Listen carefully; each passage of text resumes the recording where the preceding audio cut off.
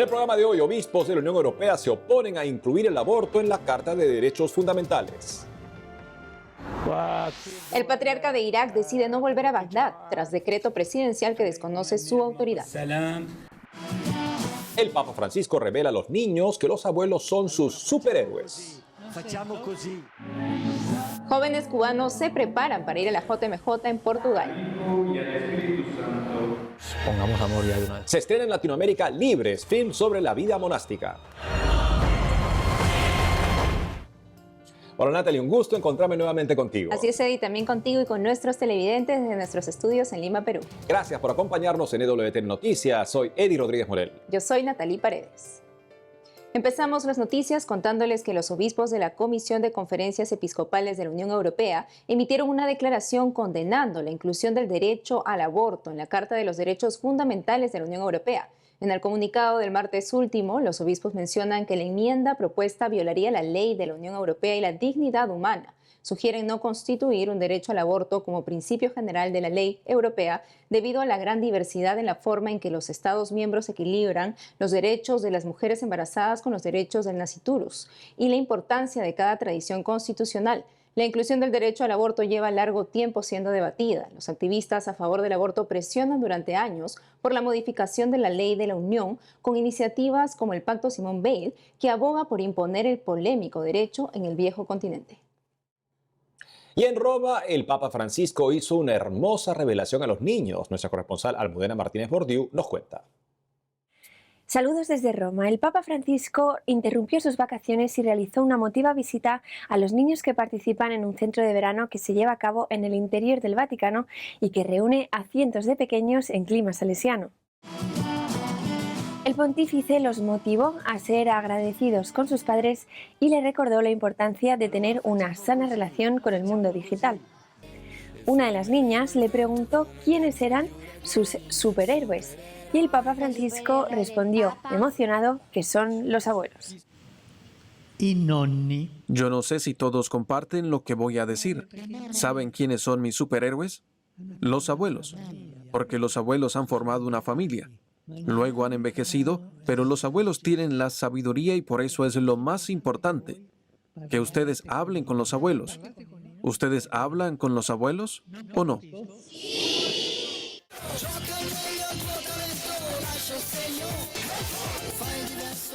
Los niños aprovecharon la ocasión para mostrarle algunas de las cosas que habían elaborado durante todo este tiempo de campamento, como pinturas, manualidades e incluso le mostraron un dibujo que hicieron de él y le pusieron un medallón de cartón con la palabra héroe en italiano.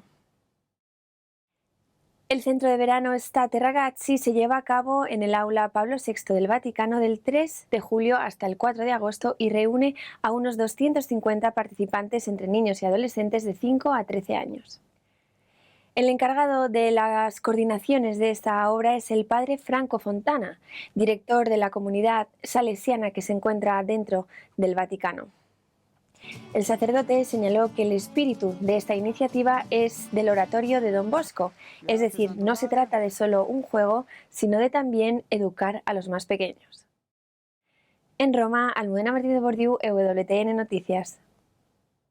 Por otro lado, el patriarca de Irak, líder de los católicos de rito caldeo, decide no volver a Bagdad tras decreto presidencial que desconoce su autoridad. Le explicamos. Lunes 17 de julio, católicos iraquíes protestan por la decisión del presidente de Irak al dejar sin efecto desde inicios de mes el decreto que reconocía al patriarca Luis Rafael Sacco como máximo líder de la Iglesia caldea, rito oriental al que pertenecen la mayoría de católicos en este país. El editor jefe de Así Prensa en Medio Oriente explica. Los cristianos y los católicos particularmente están frustrados y ofendidos que la revocación del decreto se haya dado de esta forma. Creemos que la revocación fue al aire y no fue profesional. El presidente de Irak pudo haber convocado una reunión con todos los líderes de la Iglesia para explicar la historia de este decreto y por qué lo están retirando. El decreto sobre la autoridad del cardenal Sacco, patriarca de los católicos caldeos, fue anulado por no tener base constitucional según el gobierno. La oficina presidencial asegura que esta situación no va a cambiar nunca la posición de los cristianos en Irak. Sin embargo, los cristianos están frustrados por la situación y están protestando por todo el país solo para decir no estamos de acuerdo con el presidente. Según Así Prensa, con la anulación del decreto, el patriarca acabaría perdiendo el control de las propiedades y bienes de la Iglesia Católica Caldea. Desde esta semana, los católicos de Irak realizan jornadas de oración y ayuno para que el gobierno restablezca la autoridad del patriarca de la Iglesia Caldea, el cardenal Luis Rafael Sacco. Ahora nos vamos a México. El miércoles 12 de julio último, las autoridades de la alcaldía de Tlalpan retiraron una exposición ofensiva contra la Virgen de Guadalupe. La exposición fue inaugurada el 27 de junio y esperaban mantenerla hasta el 13 de septiembre en las afueras de la Casa de la Cultura Frisac, cerca a la alcaldía de Tlalpan. La exposición tenía como objetivo reconocer a la comunidad LGBT. En una de las fotos mostraban a un hombre disfrazado de la Virgen de Guadalupe. La exposición mostraba distintas fotos contra el pudor. La plataforma Actívate lanzó una campaña junto a los vecinos de la zona para que las autoridades retiren la exposición blasfema contra la Virgen de Guadalupe. La campaña reunió más de 16,000 firmas. Ana Paula Morales, periodista de Así Prensa, entrevistó a Uriel Esqueda, líder de campañas de Actívate, sobre lo sucedido. Veamos.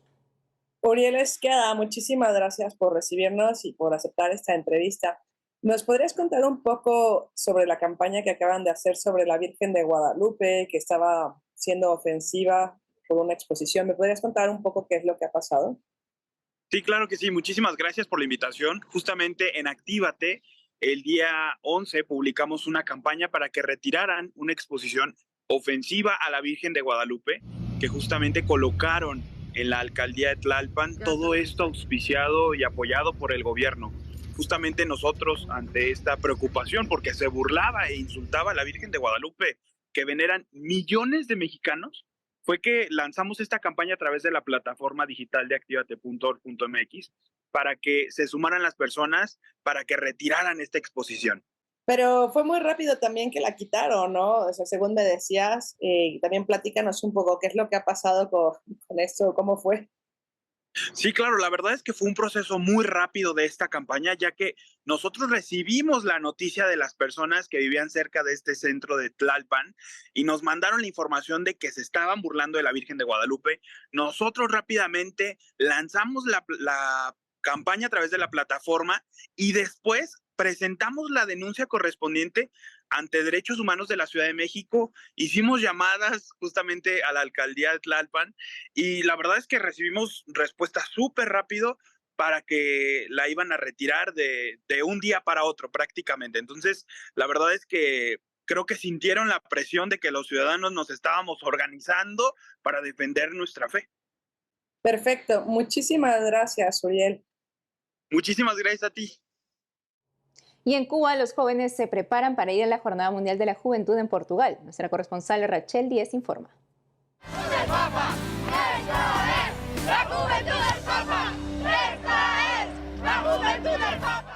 En pocas semanas se vivirá la Jornada Mundial de la Juventud Lisboa 2023. Las jornadas diocesanas en sintonía con la JMJ se celebraron durante todo el fin de semana en las ciudades de Camagüey, Santi Espíritus y Matanzas. Los participantes vivieron el esquema propio de la Jornada Mundial, que incluye el Via Crucis, la catequesis, el espocarisma y la tradicional vigilia joven. También hubo espacio para la oración ecuménica, la adoración al Santísimo Sacramento y el Festival de la Juventud. Este año la Jornada Nacional tuvo varias sedes diocesanas, dispuestas por cercanía geográfica para que los peregrinos pudieran compartir esta experiencia en comunión con la Iglesia local y universal. Nosotros como equipo organizador hemos tenido muchísimo trabajo, muchas horas de sueño perdidas por estar trabajando, pero siempre por el reino y para el reino. Y para que los jóvenes compartan entre sí lo que es vivir la misma fe, lo que es tener una experiencia grande que haga que quieran trabajar ellos también para esto. Personalmente creo que la jornada fue una experiencia formadora y vivificadora. En especial guardo en mi corazón el momento de oración en el seminario evangélico. Para mí ha sido muy gratificante porque me ha ayudado a poder tener un encuentro con los demás jóvenes, tanto de la Arquidiócesis de La Habana y de la Diócesis de Matanzas, y así prepararme a este gran encuentro que será en Lisboa en Portugal. Durante el evento acompañaron la oración y formación de los jóvenes el obispo de la diócesis de Matanzas, Monseñor Juan Gabriel Díaz, y el obispo emérito Manuel Hilario de Céspedes García Menocal. Los jóvenes también recibieron una catequesis de parte del obispo auxiliar de La Habana, Monseñor Eloy Ricardo Domínguez, y la misa de clausura celebrada por el cardenal cubano Juan de la Caridad García. Gracias a Dios por este grupo que va a Lisboa, que tienen un gran mérito, se han pagado su pasaje, lo cual es ciertamente una heroicidad. Esperamos que el Papa, la Iglesia, la Jornada Mundial de la Juventud siembre muchas semillas en ellos, que den abundantes frutos para ellos, para sus familias, para esta Iglesia de Jesucristo que vive en Cuba. Algunos de los jóvenes que aquí participan serán peregrinos de la mayor cita mundial de las juventudes católicas con el Papa en Lisboa 2023, a la cual la Iglesia cubana lleva una delegación de aproximadamente 200 jóvenes. En Matanzas, Cuba, Rachel Díez, EWTN. La Fundación Pontificia Ayuda a la Iglesia Necesitada está en campaña solidaria para que más de 2.000 jóvenes de Siria y Líbano, que no podrán ir a la Jornada Mundial de la Juventud en Lisboa debido a la grave crisis que afrontan sus países, vivan una JMJ desde donde están. La Fundación Pontificia está organizando JMJ locales para encender los corazones de los jóvenes que liderarán el futuro de estas regiones de Oriente Medio, en palabras de la Fundación. Para ayudar a financiar los gastos de alimentación, desplazamientos y alojamiento para los encuentros de los jóvenes católicos de Siria y Líbano, puede ingresar al enlace que aparece en pantalla. Ahora conozcamos una iniciativa de sacerdotes en Estados Unidos para recaudar fondos y ayudar a que más jóvenes vayan a la JMJ. Veamos. Él es el padre Powell Sass. Canta Tocando las Puertas del Cielo, éxito musical de los Guns N' Roses.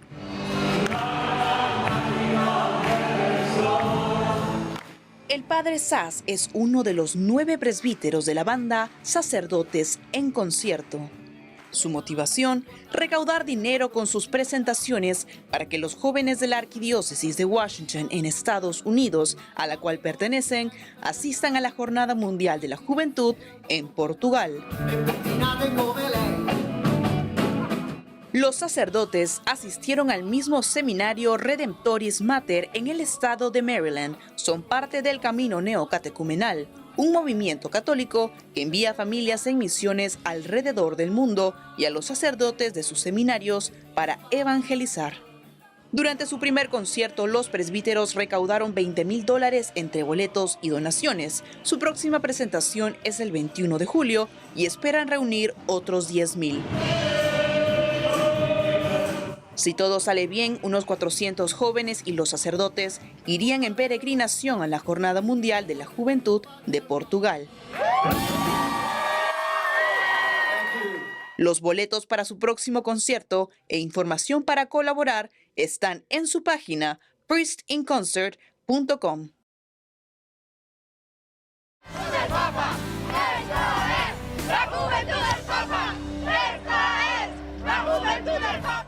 Ahora les contamos que este jueves 20 de julio se estrena la película Libres, una historia con testimonios sobre la libertad interior en la vida consagrada. La directora de Bosco Films y también productora de la película, Lucía González, se encuentra en México para la promoción de este film y está en conexión con nosotros para contarnos más detalles de la película.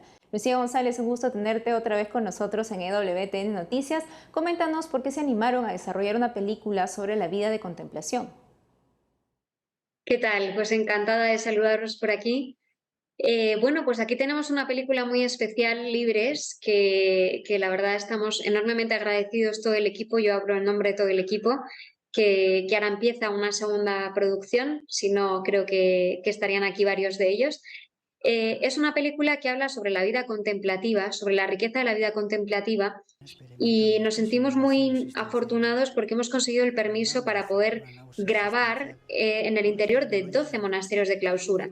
No existen antecedentes de algo así. De hecho, solo hay uno en la historia del cine que tardó una película rodada en un único monasterio y tardó el director 16 años en conseguir el permiso. Así que os podéis hacer idea de la ilusión y lo agradecidos que estamos de que hayan puesto su confianza en nosotros y nos hayan abierto no solo las puertas de sus monasterios, que están encerrados para el mundo, sino también de sus almas. Y parece ser que esta gente que nosotros intuíamos que tenía mucho que decir para el mundo, efectivamente lo está haciendo. y en España ya es un éxito. Lleva 15 semanas en cartelera y continúa. 85.000 personas es una cosa que se nos está escapando de las manos. Ojalá que suceda lo mismo aquí ahora que llega a América. Seguro que sí. ¿Y de qué manera este film ayudará a las personas a valorar la libertad interior en la vida consagrada? Sí, efectivamente. Esto no va tanto de la libertad exterior, sino de la libertad interior.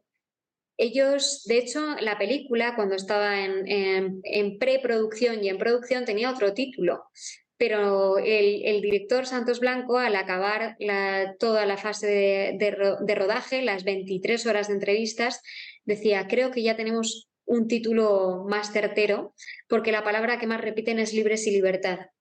Y cuando eso te lo dice alguien que está encerrado, pues es bastante curioso, porque efectivamente ellos decían que cuando vivían fuera en el mundo, eran personas esclavas y que encontraron la libertad cuando entraron entre esos cuatro muros y eran mucho más libres. Entonces eso creo que es algo que nos va a interpelar. No es tanto la historia o la vida de los monjes, que también es un parte de esta película, sino qué es lo que los monjes tienen o pueden decir al mundo. Y os sorprendería a todos porque todos tenemos mucho en común. Mucho, mucho, mucho en común. Y ellos no son personas ajenas al mundo, sino que lo conocen mejor que nosotros mismos. Así que merece la pena escucharles porque sales con el alma muy llena y con muchas ganas de recuperar el orden. Así es, Lucía, tal cual como tú nos comentas. Dinos ahora en qué otros países piensan estrenar también la película Libres. Pues mira, en este 20 de julio se va a estrenar en México, en Panamá, Guatemala, El Salvador, Nicaragua, Honduras, Costa Rica. Y en el mes de agosto se va a estrenar también, que ya esté cerrado, en Perú, en Ecuador, en Colombia, en prácticamente toda América en los próximos meses.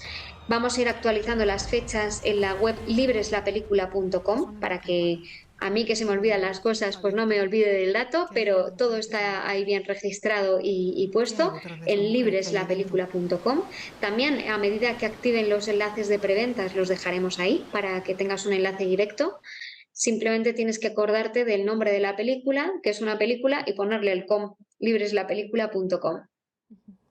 Esperamos que muchas personas puedan acudir y ver esta película. Lucía González, gracias por la entrevista. Muchas gracias a ti, Natalia. Hacemos una pausa y al volver, los escritos de Benedicto XVI llaman la atención no solo a católicos, sino también a protestantes. El reconocido teólogo Scott Hahn nos cuenta por qué en nuestro especial Benedicto, Amor y Verdad. Además, hoy es la fiesta de las santas Justa y Rufina, hermanas mártires por amor a Jesús.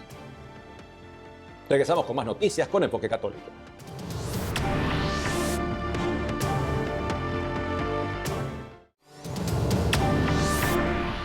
Ahora nos vamos a Alemania. El que fuera secretario personal de Benedicto XVI, Monseñor George Genswein, por el momento no recibirá ningún encargo en la diócesis de Friburgo, al suroeste de Alemania. Ahí se encuentra desde finales de junio. Así lo confirmó la diócesis esta semana. El texto dice, es posible que el obispo Genswein acepte pedidos individuales como confirmaciones o servicios festivos locales. Además, el obispo presidirá regularmente las misas en la Catedral de Friburgo como canónigo honorario a partir de otoño. Monseñor Genswein vivió 28 años en el Vaticano hasta el pasado 15 de junio, cuando la Santa Sede confirmó que el arzobispo regresaría a su diócesis natal.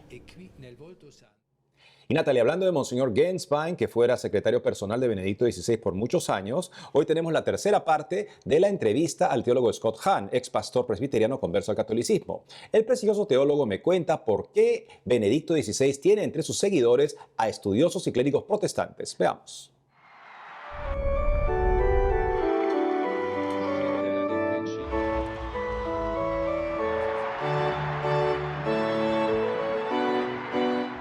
El Papa Benedicto XVI tiene seguidores entre estudiosos protestantes y también clérigos protestantes, miembros de pastores protestantes. ¿A qué se debe esto?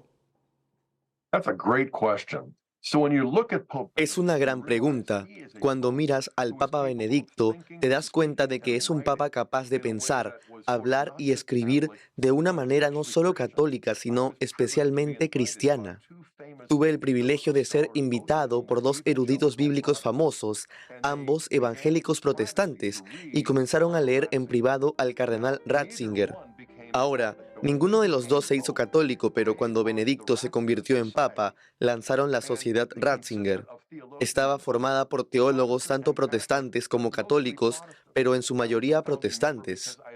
Fui miembro fundador porque había escrito un libro sobre el Papa Benedicto titulado Alianza y Comunión, la teología bíblica del Papa Benedicto XVI, y fue publicado por la editorial protestante evangélica más famosa de Estados Unidos, Baker Academic. Entonces, cuando lo leyeron, nunca esperaron que un editor evangélico protestante publicara esto, pero cuando leyeron mi libro, comenzaron a leerlo a Ratzinger en lugar de solo a mí y se dieron cuenta de que esto es cierto. No es solo la unidad de lo viejo y lo nuevo, es esta lectura de las Escrituras centrada en Cristo. Y como él creció en Alemania y dialogó mucho con protestantes y podía encontrar el bien en casi cualquier posición, era una invitación a la mesa, a hablar en profundo y a dialogar con sinceridad sin eludir los temas. Y así, a lo largo de los años, tuvimos varias reuniones donde evangélicos, protestantes y católicos se reunían y hablaban sobre ciertos escritos del cardenal Ratzinger y luego más tarde del Papa Benedicto. Y me mantengo en contacto con todos estos hombres y hasta el día de hoy es emocionante porque a pesar de que Benedicto ha fallecido, Dios lo tenga en su gloria, todavía habla a través de sus escritos y habla de una manera que realmente resuena en el corazón de cualquier cristiano sincero que quiere conocer mejor a Cristo y sobre todo estudiar con oración pero con rigor las Sagradas Escrituras. And especially study prayerfully but carefully the sacred scriptures.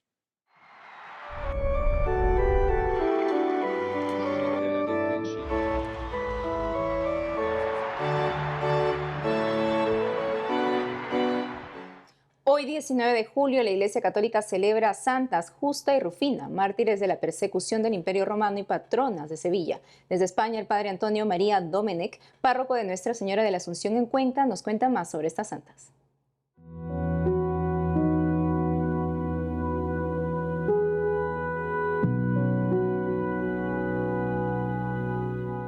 Santa Justa y Rufina son dos jóvenes que murieron mártires en el Imperio Romano, cuando gobernaba casi toda Europa.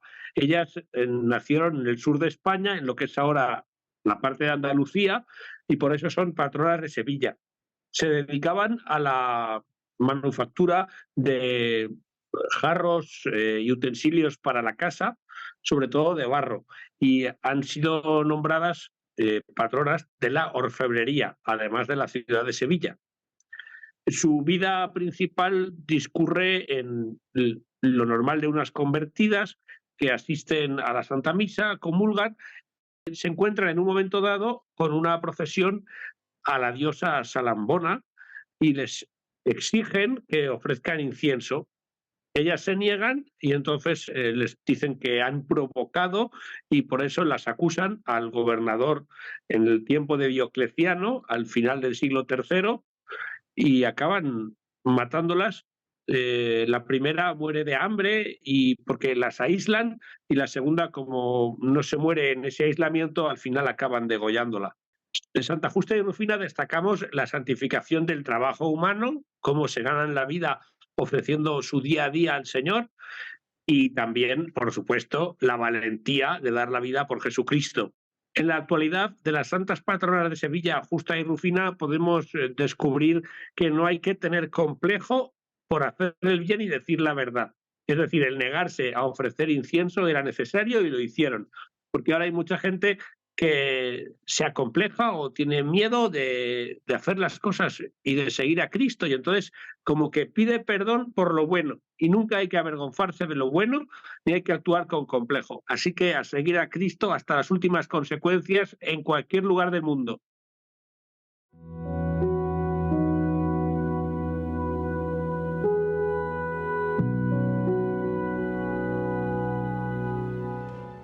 Y eso es todo por hoy, amigos. Gracias por haber estado con nosotros. Ya saben que pueden seguirnos en nuestras redes sociales y en ewtnnoticias.com. Hasta mañana.